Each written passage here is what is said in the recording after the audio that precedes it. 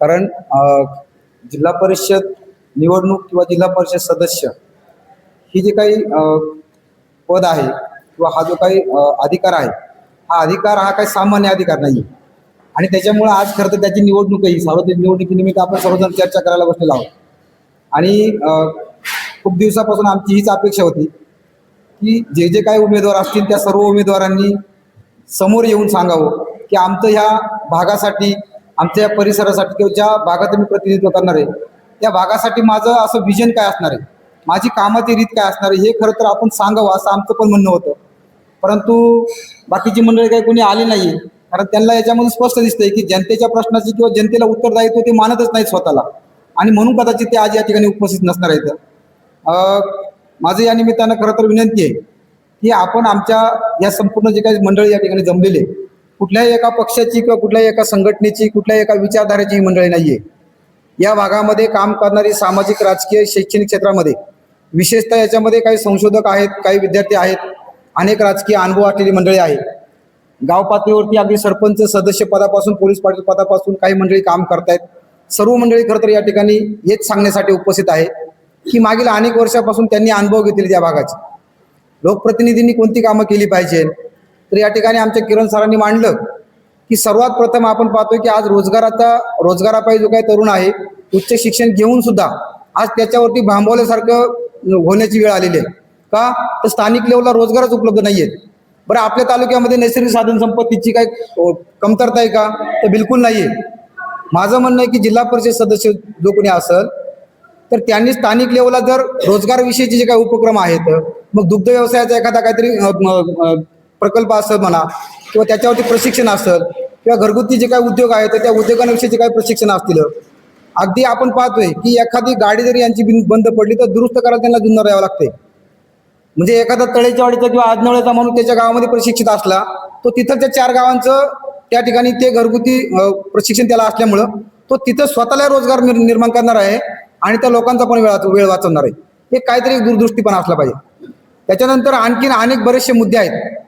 जर कुणी एखादा एवढ्या मोठ्या पदावरती माणूस असेल तर त्याचं काम काय आहे नक्की, या भागामध्ये असणारी जी काही निधी असेल, या भागामध्ये जी काही कामं आहेत त्या कामांविषयी जागृत असणं, निधीविषयी त्या ठिकाणी त्याची संरक्षणात्मक भूमिका घेणं.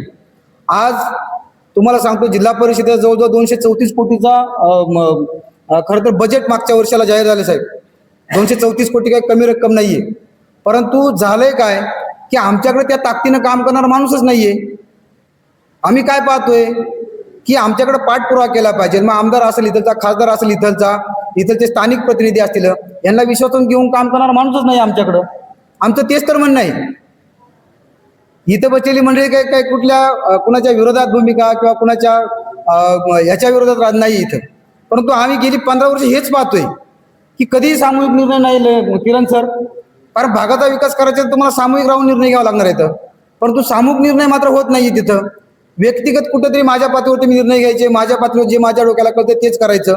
परंतु आज आपण तुम्हाला स्पष्टपणे आज मी सांगतोय की ह्या वरच्या पश्चिम आदिवासी भागामध्ये, विशेषतः तांबे बारव गणामध्ये आज 8 बुडीत बंधारे मंजूर आहे साहेब. 2016-17ला 29 कोटी रुपये त्याला मंजूर निधी आहे. 27 लाख रुपये त्याला सर्वेला खर्च झालेला आहे. परंतु ह्या प्रकल्प गेली 8-10 वर्ष रखडलेला आहे. याचा पाठपुरावा कोण करणार आहे? विरोधकांनी करायचा, गावच्या सरपंचांनी करायचा, सदस्यांनी काय करायचं? कोंबड्या मेल्या का कोंबड्या उचलायला जायचं का? हे असलं चालणार नाहीये. आमचा तांबे बारो पाळीमधला जो काही सुशिक्षित तरुण आहे, आज आम्ही इथं कुठल्या पक्षाच्या बाजूने नाही आलो, आम्ही विकासाच्या बाजूने आलेलो आहे. आम्हाला हे महत्वाचं आहे. आम्हाला कोंबड्या शेळ्या उचलणारा सदस्य आणि पदाधिकारी नको आहे आमचा. आम्हाला आमच्या हक्कासाठी अहोरात्र लढणारा आणि जनतेच्या त्या ठिकाणी रोजीरोटीचा प्रश्न सोडवणारा आम्हाला प्रतिनिधी हवाय. त्याच्यामुळे आमचं एवढं तुमच्या माध्यमातून सांगणं आहे, मायबाप जनतेला सुद्धा ही गोष्ट कळू द्या जरा. आज घोडेगाव सारखा प्रकल्प आमच्या लवला इथं उभा आहे. 2004 पासून 2017 पर्यंत 4200 कोटी रुपये लॅप्स होत आहेत. कुठं जातोय हा निधी? याच्यावरती कोण वाच ठेवणार आहे? जिल्हा परिषद सदस्य काय करतोय? अहो ते पदसिद्ध सदस्य आहेत किरण सर ते. मग यांची जबाबदारी नाही का इथं? आज हिरडा आमच्या सगळ्या आदिवासी भागामध्ये उत्पादनाचं साधन आहे. त्याच्यावरती ह्या माणसाने कधी एक शब्द भर काढलेला नाहीये. आज तज्ज्ञ संचालक म्हणून अनेक लोक तिथं बसलेत, त्यांचं काम नाहीये काही. तुम्ही सत्ताधाऱ्यांसोबत नव्हते का? तुम्ही प्रत्येक वेळेस तुम्ही सत्ताधाऱ्यांसोबत आहे. तुमचं काम काय आहे मग? माझं स्पष्ट म्हणणं आहे की या तरुणांच्या खरं तर बेकारीच्या याच्यावरती स्वतःची पोळी भाजून घेण्याचं काम इथं होतंय आणि आता इथलचा तरुण हे मान्य करणार नाहीये. किती प्रश्न आहेत असे. आज जर ह्या कुकडी प्रकल्पावरती किंवा ह्या मानिकटोळ धरणावरती वरच्या बाजूला 7-8 बंधारे, खालच्या बाजूला 5-25 बंधारे जर बांधले तर खालचं पाणी खाली स्टोरेज होणार आहे, वरचं पाणी वर स्टोरेज होणार आहे. एकाही समाजाची तक्रार होणार नाहीये. परंतु हा दूरदृष्टिकोन नाहीच आहे आमच्याकडं. आम्ही काय करतोय आता, फक्त काहीतरी वल्गना करायची, मी येऊ करील, मी त्याव करील, धरणाच्या भिंतीवरती दगड येऊन उभी राहायची. अरे हे काय असलं काय तुमचं चाललंय. हे 2 वेळेचं पत्र लिहा ना तुम्ही, का माझ्या डोक्यात काय आहे बाबा ह्या पाण्याचं नियोजन, काहीच केलं नाही आतापर्यंत. मग आम्ही काय अपेक्षा ठेवायची आणि प्रत्येक वेळेस आम्ही तिथंच का शिक्का मारायचा. आज आमच्या या संपूर्ण पश्चिम भागामधील तरुण जो आहे तो या अँगलने विचार करतोय की आम्हाला आमच्या रोजीरोटीचा प्रश्न सोडवणारा माणूस पाहिजे, आम्हाला भूलतापा देणारा माणूस नको आहे. आम्ही अनेक वर्ष या भूलतापा सहन केलेल्या आहेत, आम्ही त्या डोळ्यांनी पण पाहिलेल्या आहेत, परंतु त्याच्यावर कोणी काय करत नाही. आज क्रिकेटसाठी लाखो रुपये तिकडे खर्च केले जात आहेत. बनकर फाट्यावर आमच्या माया भगिनी त्या दिवशी गाडी पलटी झाली, 5 पैशाची कोणी मदत केली नाहीये. असं कुठे ही कुठल्या मानवतेच्या दृष्टिकोनातून तुम्ही विचार करता, कुठल्या मानवतेच्या दृष्टिकोनातून हे सगळं तुमचं बसतं, हे अजिबात बसत नाही. हे म्हणजे तुम्ही तरुणांना अशा प्रकारे खिळवत ठेवायचं, त्यांच्या बेरोजगारीवरती कधीही तुम्ही काम करायचं नाहीये आणि उलट पक्षी निवडणूक आले का त्यांच्या अशा बेरोजगारचा गैरफायदा घ्यायचा तुम्ही. तर असले आम्हाला ह्या गोष्टी आता मान्य नाही आहेत. याच्यावरती खरं तर आम्ही प्रामुख्यानं काम करणार आहे. आज तुम्हाला सांगतो, जलजीवनचं कोट्यावधी रुपयाचं काम या पश्चिम भागामध्ये चालू आहे. काय आहे त्याचं बट्ट्याबोळ झालाय. 2021ची त्याची लास्ट डेट होती. कुठे आहे जलजीवन. एकाही गावाला पाणी नाहीये आणि वरून टँकर यांनीच पुरवायचे, बॅनर लावून पुरवायचे शिवाय. अरे कुठली नीती आहे तुमची ही, तुम्ही करताय काय. हे जर 15-15 वर्ष तुम्ही त्याच भागात काम करताय, लोकप्रतिनिधी आहात तुम्ही, तर मग याच्यावरती काम कोण करणार. संजय साबळे करणार आहे, नाही करू शकत ते. आमच्या पद्धतीने आम्ही रोजगार हमीसारखा किरण सर इतका चांगला कायदा आहे. आज 312 रुपये पहिली रोजगाराची रक्कम होती, आता ती वाढलेली आहे. रोजगार हमीवरती कधी या माणसांनी कुणी कामं केले. तर इथलच्या लोकप्रतिनिधी रोजगार हमीचा कायदा 2005 साली आल्याला माहित नाहीये का. याच्यावरती यांना वाटतं नाही का कधी आपण काम करावं.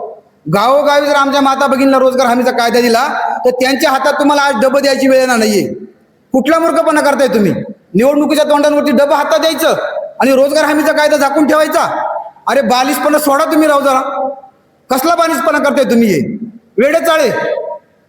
माझ्याकडून 100 रुपये गोळा करतो किरण सर आणि मलाच बोंबीला आणायचं. अरे हे काय विकासाचा धंदे, हे काय तुमची काम आहे का विकासाची. ही नकोय आम्हाला असला विकास. आम्हाला या ठिकाणी आम्ही ते करू शकतो, आणू शकतो, आम्ही जाऊ शकतो तिथं आणायला सुद्धा. करा ना. आमच्या माय मावल्या इथं गाड्यांमध्ये त्या ठिकाणी कुणाचा हात, आता दिवशी अक्षरशः मी सांगतो परिस्थिती पाहिली. एका महिलेचा ताई पोटरीचा गोळा निघाला होता, गोळा. एका महिलेचा इथलचा अख्खा हात निघाला होता तो. अरे काय चाललंय म्हणजे कुटुंब त्या ठिकाणी आज अपंग झालेले आहेत. काय करायचं त्या माणसांनी. याच्याबद्दल कुणालाच कानवळा येत नाहीये. आज मी सांगतो आमच्या या तुमच्या सगळ्या पत्रकार बांधवांच्या माध्यमातून गावागावातल्या आमच्या माता भगिनींना, शिकलेल्या पोरांनी हे सांगा, मोबाईल त्यांच्या समोर ठेवून दाखवा की डबं हे आपलं आयुष्य नाहीये, पिशवी हे आपलं आयुष्य नाहीये. जर आज आमच्या माता भगिनींच्या, आमच्या कुटुंबाच्या जर 2-2, 1.5 एकर काय आमच्या वाट्याला जमीन आहे, त्याला जर या धरणाचं पाणी मिळालं ना तर आम्हाला खाली जायची गरज नाहीये. आमच्या भोवती जे बेकारीचं चक्र फिरतंय ना, म्हणजे माझा आजोबा गरीब होता म्हणून तो बनकर फाट्यावर जात होता, त्याच्यानंतर माझी आई गरीब होती म्हणून ती बनकर फाट्यावर जात होती. त्याचा परिणाम काय झाला, महिन्याला त्यांचं इन्कम फार पडतं 10-20 हजार किंवा 5 हजाराच्या दरम्यान होतं. त्या माणसांना त्यांच्या मुलाला चांगलं शिक्षण संस्थेमध्ये शिक्षण देता आलं नाहीये. त्यांची मुलं आज जगाच्या बाजारामध्ये रिव्हर्स यायला लागलेत. का तर शिक्षणाचा दर्जा त्यांच्यापर्यंत पोहोचलेला नाहीये. आणि मग त्या मुलाला शिक्षणाचा दर्जा न मिळाल्यामुळं पुन्हा तो मुलगा जगाच्या बाजारात, स्पर्धा परीक्षांच्या बाजारामध्ये आज नोकरी मिळवण्यासाठी कमी पडतोय. कमी पडल्यामुळे त्याला नोकरी मिळत नाही. नोकरी न मिळाल्यामुळे तो पुन्हा बेरोजगार नाही आणि तो रोजगार झाल्यामुळं त्याला सुद्धा पुन्हा बनकर फाट्यावर जायची वेळ आलेली आहे. असं काय होतंय बरं. हे आदिवासीच्याच भोवती का फिरतंय बरं. हे म्हणजे एवढे छाती फुटस्तोपर्यंत आमचे आई वडील काम करतायत बांधावरती जाऊन, पण त्यांच्याच वाट्याला हे दारिद्र्य वर्षानुवर्ष काय आहे. याचं एकमेव कारण आहे की आमचं जे काय नेतृत्व आहे त्याच्याकडे अजिबात दूरदृष्टी आम्हाला कधी पाहायला मिळाली नाहीये. त्याच्या मूर्खपणाची फळं आम्ही बघतोय खरं म्हणलं तर. आणि म्हणून माझं सरळ सगळ्या जनतेला विनंती आहे की आज आपण त्या गोष्टीचा खरं तर सोक्ष मोक्ष लावला पाहिजे. आज ही सगळी जी काय तरुण मंडळी या ठिकाणी आलेली आहे, सगळी सुशिक्षित मंडळी या ठिकाणी आले, ती हाच विचार घेऊन आलेली आहे की आमच्या भागामध्ये ह्या लोकांनी जी जी कामं करायची ती आमच्या सोबत बसून केली पाहिजे, आमच्या सोबत बसली पाहिजे सगळी मंडळी, आणि तिथं बसून निर्णय ठरवायचा आहे की जर समजा या तालुक्याचे आमदार शरद सोनवणे असतील तर त्यांना आपण पुढच्या 3 वर्षामध्ये कोणती 5 कामं दाखवायची, त्यांना आम्ही सांगू ही 5 कामं दादा तुम्ही केली पाहिजेत. फक्त जनतेने सुद्धा आता डोकं शांत ठेवून निर्णय घ्या. ही जी काय या ठिकाणी या भागाला कीड लागलेली आहे, ही कीड पहिल्यांदा आपल्याला खरं तर घालवावं लागेल. अन्यथा काय झालंय, 15-15, 20-20 वर्ष एका ठिकाणी साचलेपणा आलेला आहे, त्याच्यामध्ये अक्षरशः आळ्या पडल्यात खरं तर त्या साचलेपणामुळं, आणि संपूर्ण भागामध्ये दुर्गंधी पसरलेत आहे. याचा परिणाम आज हा सगळा पश्चिम भाग भोगतोय. माझी आपल्या सगळ्यांना विनंती आहे की हे गावागावात पोहोचवा. सर्व पत्रकार बांधवांना विनंती आहे की तुमची जी काय भूमिका आहे ती अत्यंत महत्वाची भूमिका आहे. तुम्ही सुद्धा या ठिकाणी बदलाच्या बाजूने करतो, हे सगळं जनतेपर्यंत पोहोचवलेलं पाहिजे. तुम्ही त्या ठिकाणी त्या भूमिका ठेवून आलेले आहेत, त्याबद्दल तुमचं मी मनापासून खरं तर स्वागत करतो. आणि आणखी बरेचसे मुद्दे आहेत, किरण सरांनी ते मांडलेले आहेत. विशेष करून